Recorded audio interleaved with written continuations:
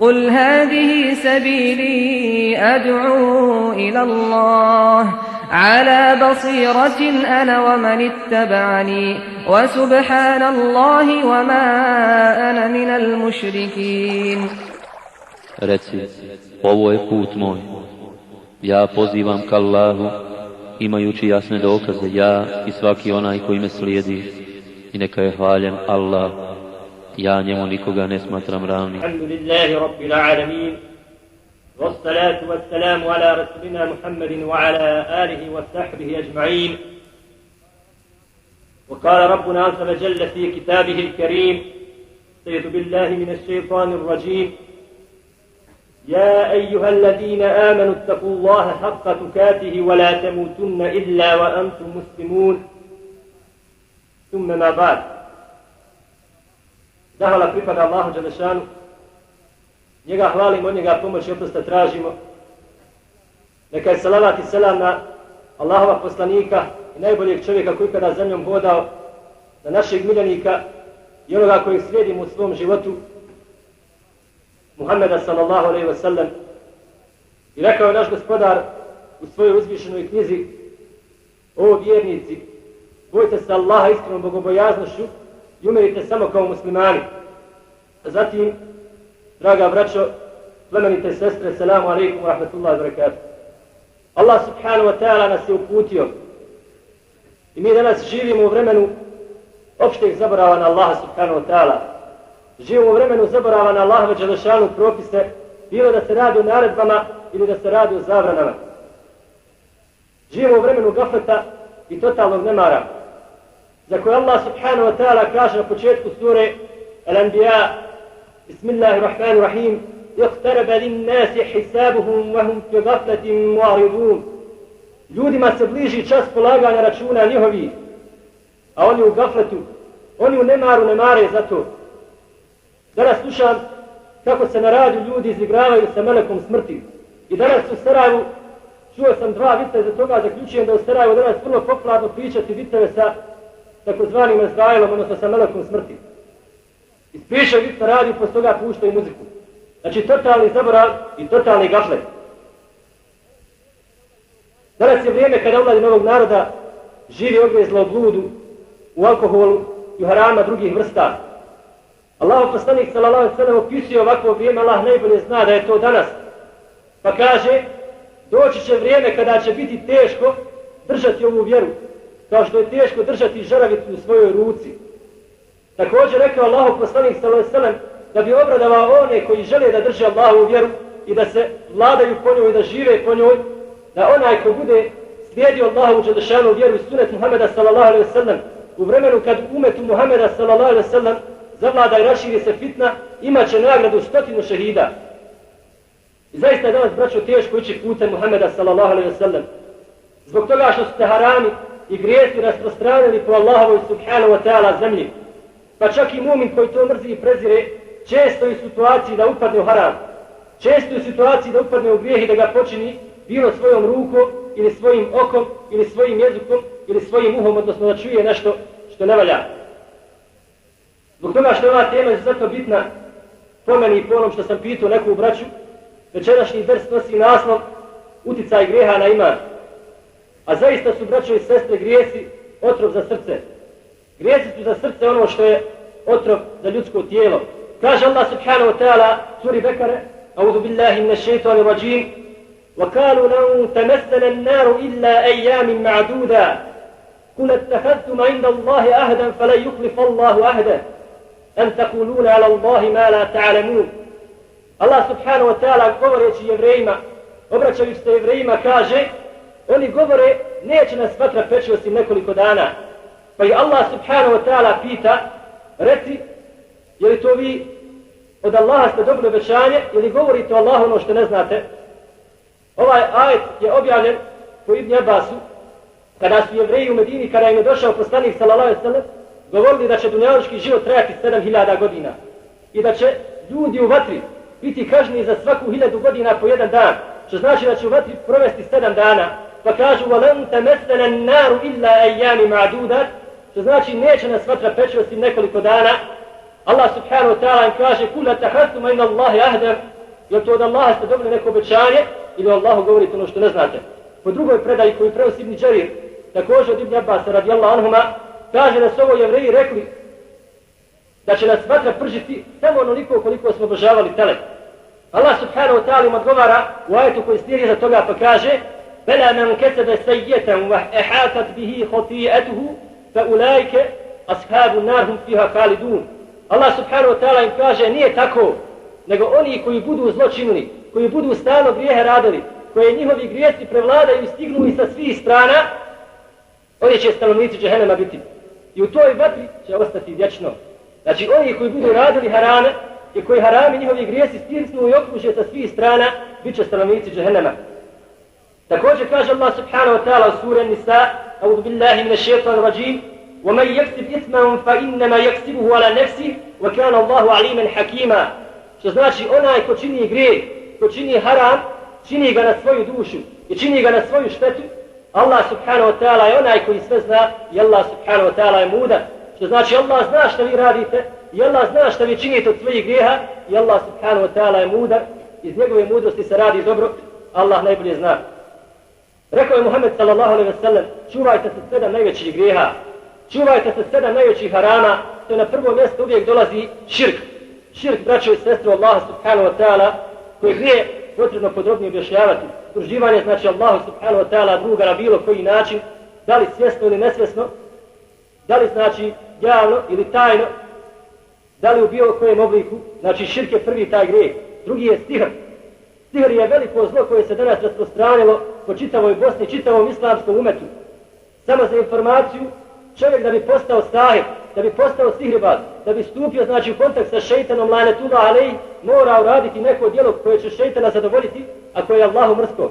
Pa znaju uzeti mushaf, unijeti ga u klozet i staviti ga ispod svojih nogu i gaziti po njemu, ili znaju se prati poslije male nužde mlijekom, a poslije velike nužde brisati se hljebom i tako dalje i tako dalje. Znači to su te pogane stvari, pa Allahov poslanik sallallahu alejhi ve sellem zabranjuje sihr kao drugi najveći grijeh, subhanallah. Treći najveći grijeh od ovih koje Muhammed sallallahu alejhi ve sellem spominje je ubistvo. Ubistvo znači osim kada to pravda zahtjeva, a kada to pravda zahtjeva, u hadisu koji se prenosi od Abdullah ibn Mas'uda radijallahu anhu, rekao Allahov poslanik Muhammed sallallahu alejhi ve sellem: "La yahillu damu imri'in muslimin illa bi ihda thalath." Nije dozvoljeno proliti krv muslimana alladhi yashhadu an la ilaha illa Allah wa anna Muhammadan rasulullah, znači koji svjedoči da nema Boga sem Allaha i da je Muhammed Allahov poslanik osim u 3 slučaja. Prvi slučaj at-tajbu zani, što znači ako neko muškarac ili žena koji su udati ili oženjeni počine blud sa drugim muškarcom ili ženom, oni se znači ubijaju i to je šerijatska kazna. Druga šerijatska kazna zato je ako čovjek napusti islam i ako promijeni svoju vjeru, znači mariku miladini tariku ili džemat i ako ostavi džemat muslimana. I treća je odmazda, nefsu bi nefsi, znači ako bude ubijen musliman ili čovjek nepravedno i ovaj se ubija zbog toga. Četvrta stvar koju spominje Muhammed sallallahu alejhi ve sellem od ovih velikih najvećih grijeha je kamata. Kamata, braćo i sestre, u kojoj je vrlo lahko upasti. Kaže se da, odnosno spominje se da ima preko 70 vidova kamate, a najmanji vid kamate je kao da čovjek čini blud sa vlastitom, sa rođenom majkom, naudzubillah, to je vama odvratno. Zatim jedenje imetka siročadi, bijeg iz bojnih redova i potvora za blud čestite i poštene žene muslimanke, kao što su to svojevremeno uradili sa Aishom radijallahu anha, a ona je čista od toga. U sljedećem hadisu pitan je Muhammed sallallahu alejhi ve sellem koji je to najveći grijeh, pitao ga Abdullah ibn Mas'ud radijallahu anhu, pa je rekao Muhammed sallallahu alejhi ve sellem, ponovo kaže prva znači stvar da učiniš širk Allahu dželešanu, odnosno da mu pripišeš druga. Pa ga je pitao Abdullah ibn Mas'ud, a zatim o Allahov poslanice, rekao je da ubiješ djecu iz bojazni zbog siromaštva. Pitao ga je, a zatim, pa rekao je Muhammed sallallahu alejhi ve sellem da činiš blud sa ženama svojih susjeda, odnosno sa ženom svoga susjeda, a nakon ovog Allah subhanahu wa ta'ala objavljuje u suri Furkan i oni koji se mimo Allaha drugom Bogu ne klanjaju i koji ne bludniče i koji ne ubijaju one koje Allah subhanahu wa ta'ala zabranio. Šta je to grijeh? Odnosno šta je definicija grijeha? Prenosi se u hadisu ali Nevas ibn Saman, znači od Nevas ibn Samana, da je rekao Sa'altu Rasulallahi sallallahu alejhi ve sellem anil birri wal ism. Znači upitao sam Allahova poslanika sallallahu alejhi ve sellem o dobročinstvu i o grijehu. Pa kaže al birru husnul huluk. Dobročinstvo je lijepo ponašanje, lijep ahlak. A kaže šta je grijeh? Wal ismu ma hake fi sadrik. وَكَرِحْتَ أَنْ يَتَلِيُ عَلَيْهِ النَّاسِ. A rekao je da je grijeh ono što čovjeka peče u njegovim grudima, što ga znači žulja u njegovim grudima, to želi da zato saznaju drugi ljudi. Znači to je definicija grijeha. A u drugom hadisu Muhammed s.a.v. je rekao, grijeh je ono što se koleba u tvojim prsima. Makar ti ljudi drugačije govorili i makar te ljudi znači ubeđivali u suprotno. Znači ovo je definicija grijeha i ovo trebamo imati na umu. Iz ovoga se zna zaključiti, braće i sestre, da su glavni šerijatski argumenti, mi to znamo, glavni dalili, glavni dokazi Kur'an i Sunet. Međutim, čovjek ako ima čisto srce i ako ima neuprljanu dušu, oni bez Kur'ana i Suneta ne poznajući može znači vidjeti šta je grijeh, jer zaista ga grijeh koleba u njegovim prsima, koleba ga u njegovim grudima, žulja ga, a dobro djelo kada učini tomu znači pričinjava zadovoljstvo i tomu pričinjava radost. Zbog toga se svaki mumin i svaka muminka treba potruditi da učini što više dobrih djela i treba se potruditi da ostavlja harame, da ostavlja grije, ali prije toga da ih upozna, kao što je rekao Huzeyf ibn Jeman radijallahu anhu, pitali su svi Allahovog poslanika o dobrim djelima. A ja sam ga pitao o grijehu, bojeći se da ne upadnem u njega, pa sam ga pitao znači šta je to grijeh. Također na važnost klonjenja velikih grijeha i harama ukazuje Allah subhanahu wa ta'ala u suri Nisa kada kaže, ako se budete klonili velikih grijeha, onih koji su vam zabranjeni, mi ćemo prijeći preko manje ispada vaših i uvešćemo vas u divno mjesto. Allah subhanahu wa ta'ala poručuje mu'minima i mu'minkama da se klone velikih grijeha, da se znači klone onih stvari koje Allah subhanahu wa ta'ala zabranio, a Allah će one manje bezazladne sitne oprostiti inšala i uvešće takve ljude u dženet. Ovo potvrđuje hadis koji se prenosi od Džabira radijallahu anhu, koji kaže došao je Allahovom poslaniku čovjek i upitao ga: أرأيت إذا صليت الصلوات المكتوبات وصمت رمضان وأحللت الحلال وحرمت الحرام ولم أزد على ذلك شيئا أدخل الجنة. Upitao ga je, šta misliš o Allahu poslaniče? Ako budem klanjao propisane namaze i postio Ramazan i činio ono što je dozvoljeno, a klonio se onoga što je zabranjeno, i ako na ovo ne dodam ništa više, hoću li ući u džennet? Kale na'am, rekao je da, ući ćeš u džennet. Kale wallahi la ezidu ala zalike še'a, rekao je tako mi Allaha neću dodati na ovo ništa. Iz ovog hadisa, braćo, kojeg bilježi Muslim, zaključujemo da čovjek ako se bude klonio velikih grijeha, a ako bude radio dobra djela ono što mu je samo naređeno i bude se klonio velikih grijeha, pa makar na to ne dodavao ništa, ući će u dženet, alhamdulillah. Sada ćemo napomenuti jedan hadis koji je bitan svakom od nas. I kada ga sad budem čitao i citirao, svako od nas će se naći u tom hadisu. I neka svako razmisli gdje se nalazi. Rekao Allahov poslanik sallallahu alejhi ve sellem, pravi vjernik vidi i smatra svoje grijehe kao da sjedi ispod jednog ogromnog brda koje samo što se nije sručilo na njega. Znači bez obzira koliko njegovi grijesi bili mali i veliki, on ih vidi kao jedno veliko brdo koje se samo nije sručilo na njega.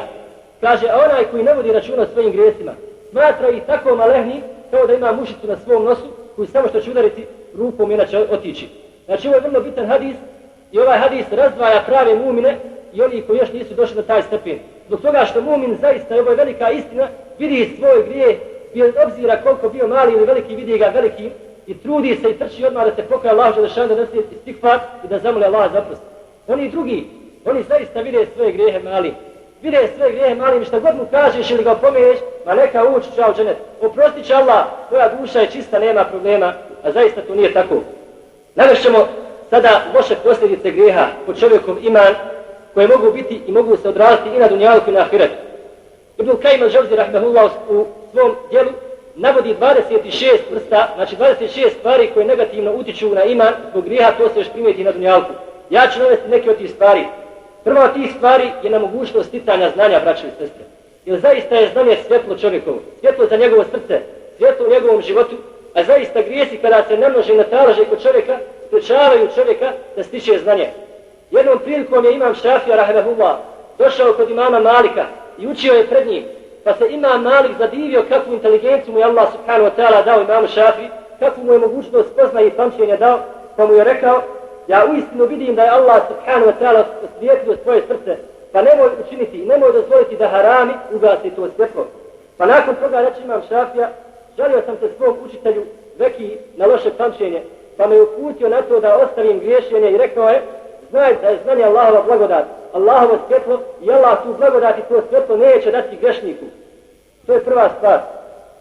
Druga od tih stvari na koje utiče griješenje je to da čovjek ne izvršava u potpunosti svoje poslove i da uvijek pri izvršavanju poslova osjeća zamor. Čak i prije nego što počne da čini određenih poslova osjeća zamor. Dok recimo nekad osjeća slast kada čini taj posao. I čudno je to da nekad osjeća zamor, a nekad osjeća slast. i razlog tome nije ništa drugo do grijesi, kao što kaže uzvišeni u suri Talak, A'udhu billahi minash shaitanir rajim, وَمَنْ يَتَّقِ اللَّهَ يَجْعَلْ لَهُ مِنْ أَمْرِهِ يُسْرًا. Onaj ko se boji Allaha subhanahu wa ta'ala, Allah će mu olakšati činjenje njegovih poslova, a suprotno, ko je opterećen grijesima i ko se ne čuva od grijeha, Allah subhanahu wa ta'ala će mu otežati činjenje njegovih poslova. Treća stvar se ogleda u tome da griješenje utiče na dužinu čovjekova života i da utiče na njegovu nafaku. Rekao Allahu poslanik sallallahu alejhi ve sellem, ko želi da mu Allah subhanahu wa ta'ala poveća opskrbu i da mu Allah subhanahu wa ta'ala dadne dug život, neka posjećuje svoju rodbinu. Iz ovoga znači izvlačimo da je pokornost Allahu u vidu posjećivanja i paženja svoje rodbine uslov da bi Allah subhanahu wa ta'ala povećao nafaku čovjeku da mu produžio život.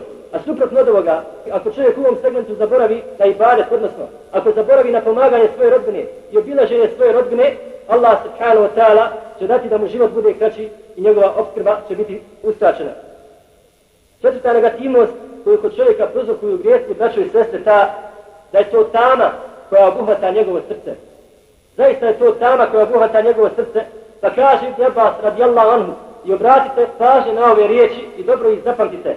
Rekao Ibn Abbas radijallahu anhuma, zaista su dobra djela, sjaj na licu, svjetlost u srcu, povećanje opskrbe, snaga u tijelu i razlog zbog kojeg ljudi vole čovjeka. A zaista su grijesi, mrak na licu, tama u srcu i u kabru, slabost u tijelu, smanjenje opskrbe i razlog zbog kojeg ljudi mrze čovjeka.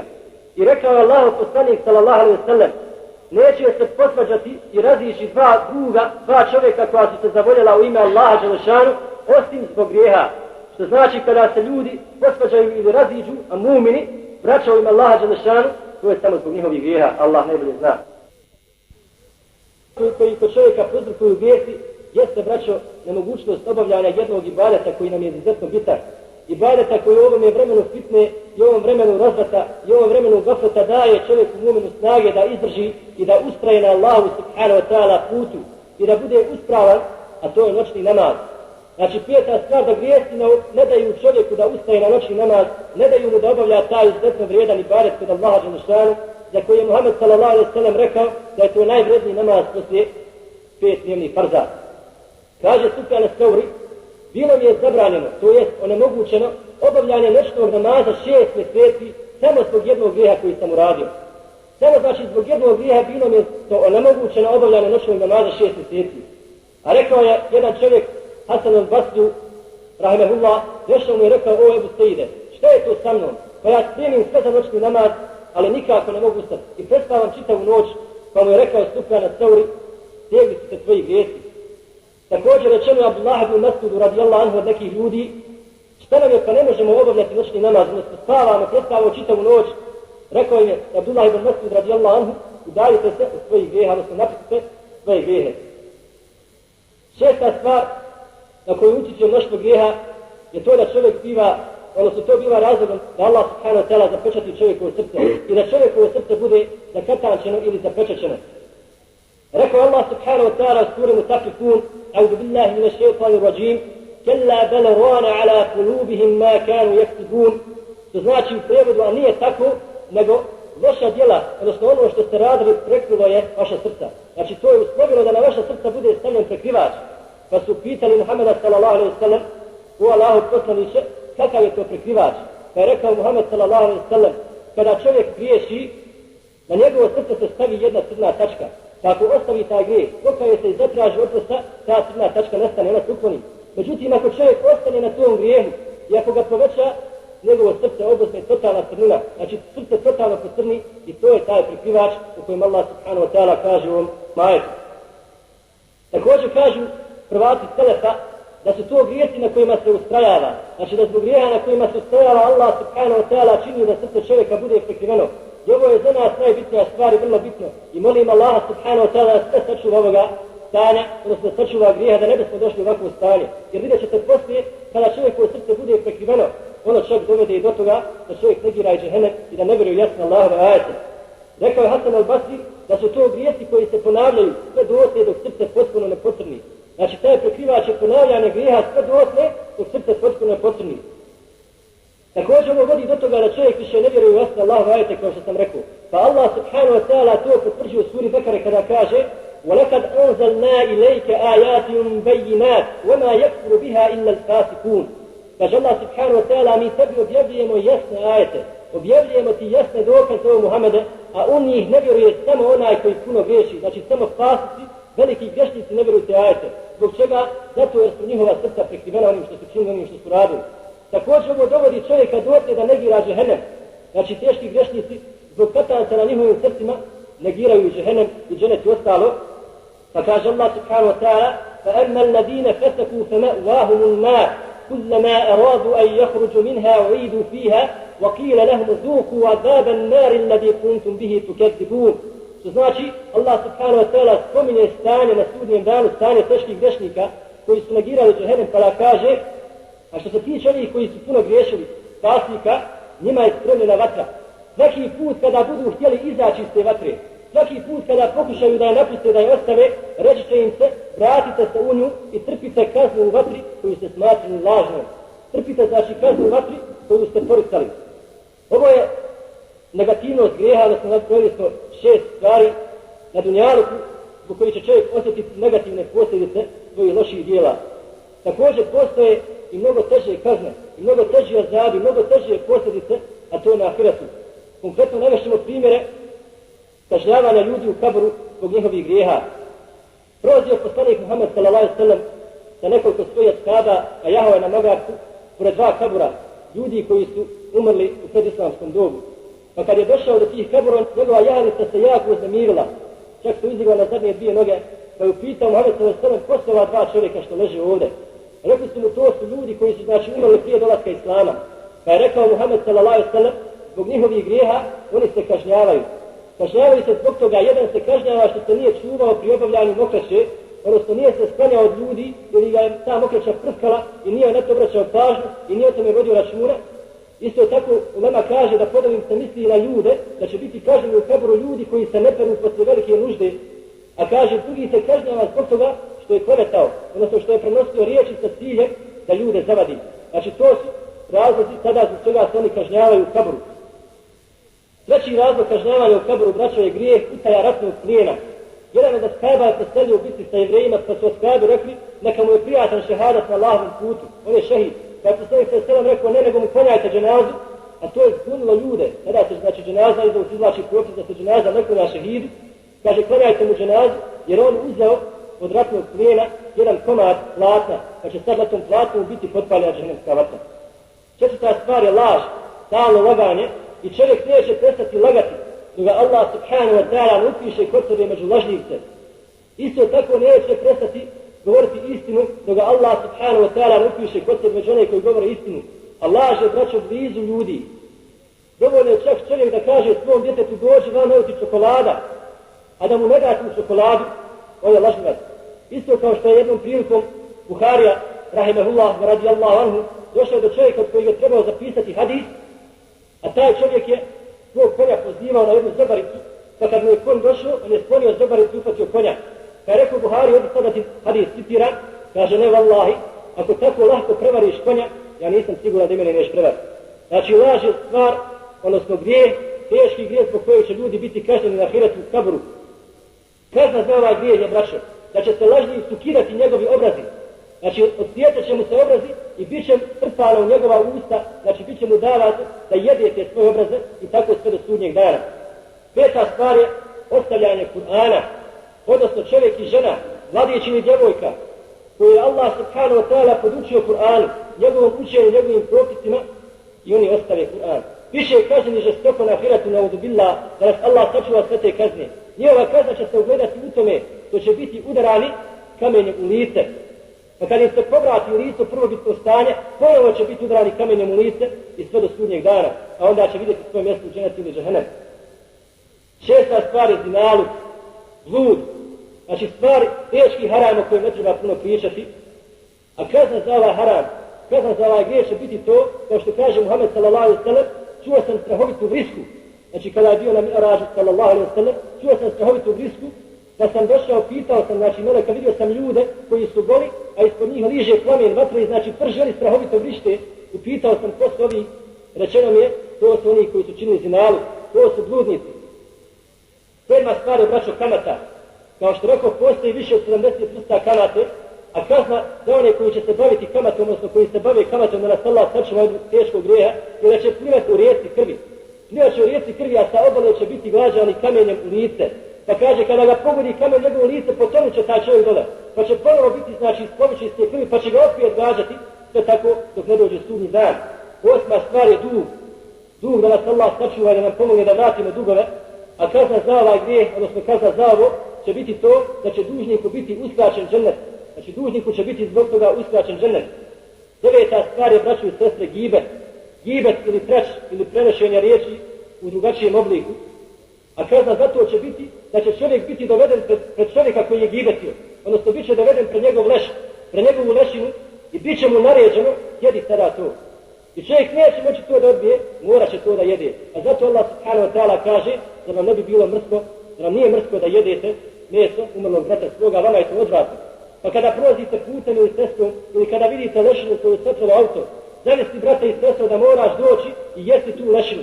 Jer kaže Abdullah Azam rahimahullah, današnji umet i stanje ovakvog umeta nije ni zbog čeg, osim zbog stalnog gibeta, osim zbog toga što ljudi stalno gibete i što ih je šeitan, lanetullah alejhi, zaveo na tom polju i zaveo ih je na tom putu. Deseta ujedno i posljednja stvar, posljednja kazna i razlog zbog kazne na ahiretu, konkretno u kaburu i na sudnjem danu, je to da čovjek iz umeta Muhammeda sallallahu alejhi ve sellem, vaiz, čovjek koji savjetuje ljude, hatib, njegovi obrazi i njegovi jezici i njegove usne će na sudnjem danu biti rezane, odnosno u kaburu bit će rezane užarenim makazama. Upitao Muhammed sallallahu alejhi ve sellem ko je ovaj čovjek, rečeno mu je to je vaiz iz svog umeta, onaj koji je ljudima naređivao dobro, a nije ih sam činio, odnosno nije sam činio to dobro, a zabranjivao im je zlo, a radio je to zlo na uzubillah, jer Allah subhanahu wa ta'ala sve sačuva ovoga grijeha. Kako se osloboditi grijeha, odnosno kako grijeh koji je već učinjen negirati i kako ga neutralisati? Navešćemo neki od načina kojih ima puno. Allah subhanahu wa ta'ala je svoje milosti ostavio puno tih načina. Prije svega je tu namaz, znači uzimanje abdesta, ko se abdesti ispravno i pravilno, pa sa njegovih rubova brade kada bude spadala voda padaće znači grijesi njegovog lica, pa sa njegovih prstiju padaće grijesi njegovih ruku i tako dalje, pa poslije toga klanja 2 rekata i potpuno se Allahu preda u ta 2 rekata, kada preda selam, kaže Muhammed sallallahu alejhi ve sellem, bit će čist od grijeha kao na dan kada ga je majka rodila.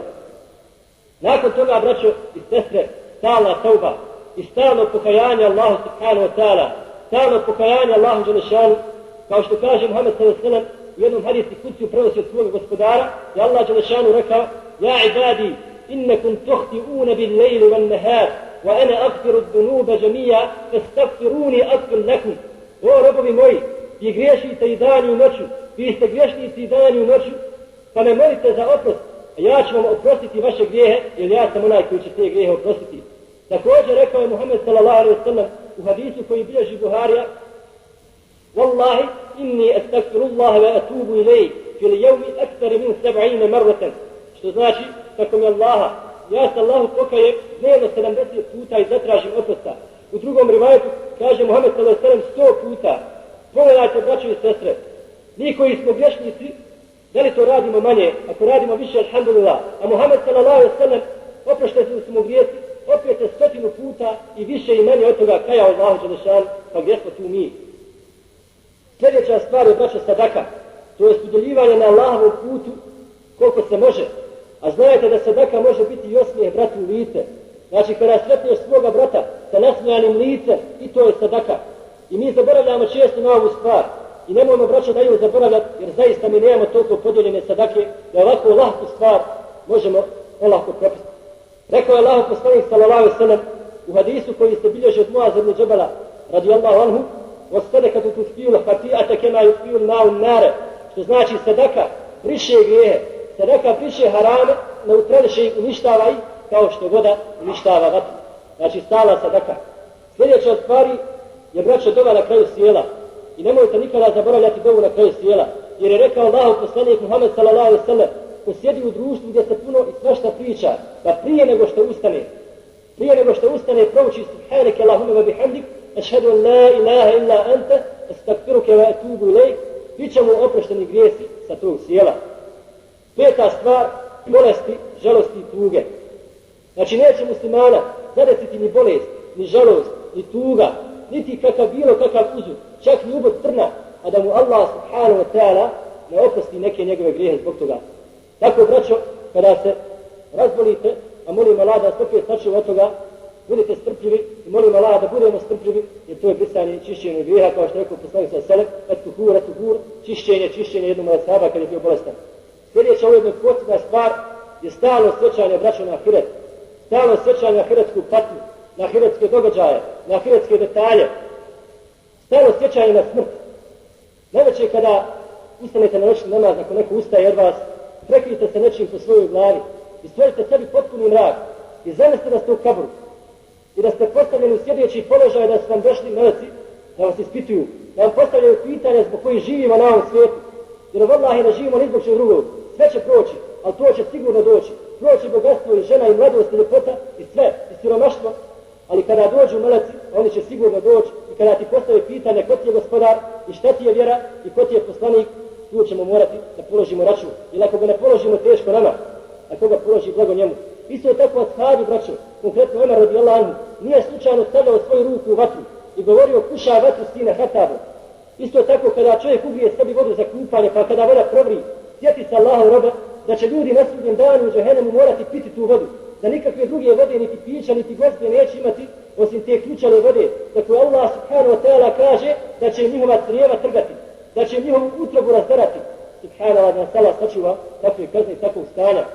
Rekao Omer ibn Khattab u kontekstu ovoga, kada bi svi ljudi unišli u džennet, a samo jedan trebao da uđe u džehennem, bojao bih se da sam ja taj.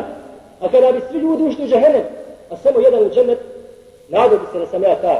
I ovo potvrđuje vjerovanje ahlu sunnata džemata, kiru ahlu sunnata džemata kojom mi pripadamo, alhamdulillah, da je vjera jednog mumina, vjera jednog muslimana, između stalnog straha da Allahovi kazne i molim ga da nam poveća strah, između stalne nade u Allahu milosti i ljubavi prema njemu, molim ga da nam poveća tu nadu i ljubav prema njegovom uzvišenom licu, subhanahu wa ta'ala.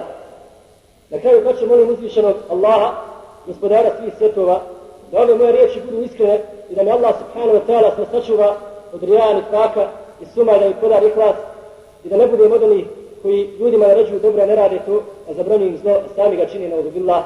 I da ovo bude dokaz za sve nas, a ne protiv nas, i da Allah subhanahu wa ta'ala što češće činimo istikvara, tražimo oprosta i da se klonimo grijeha maksimalno, jer zaista svijesti mrak na licu i mrak u srcu i mrak u kaburu, a da što više činimo dobra djela, jer zaista su dobra djela svjetlo na licu i svjetlo u kaburu, inšala. I molim Allah subhanahu wa ta'ala da nas učini do kraja naših života pomagačima njegove vjere i radnicima za njegovu vjeru i onih koji naređuju dobrodošaju zla i dajava na njegovom putu i muđahidima i našim životima i našim imecima i našim jezicima, inšala. Da nas Allah subhanahu wa ta'ala nagradi, jazakumullahu khair. Rekao ovo, molim Allah da mi oprosti i meni i vama, molite ga i vi. Subhanaka Allahumma